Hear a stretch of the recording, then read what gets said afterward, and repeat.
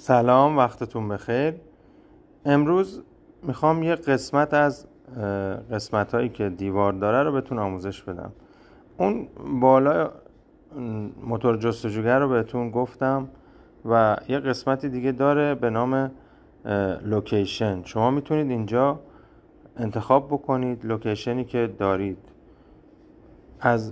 حتی اینجا میتونید یه تیک داره که کل ایران، آگهی هایی که تو کل ایران گذاشتن رو شما ببینید و مقایسه بکنید. قیمت‌های شهرهای مختلف رو اگه محصولی رو در نظر دارید توی شهرهای مختلف با فیلدهای مختلف انتخاب میکنید و میتونید قیمتشون رو توی شهرهای مختلف ببینید و حالا اگه میخواید چیزی رو برای فروش بذارید دستتون میاد که چه قیمتی برای محصول خودتون بذارید و اون رو به خریدارا ارائه بدید. خیلی ممنون و متشکرم.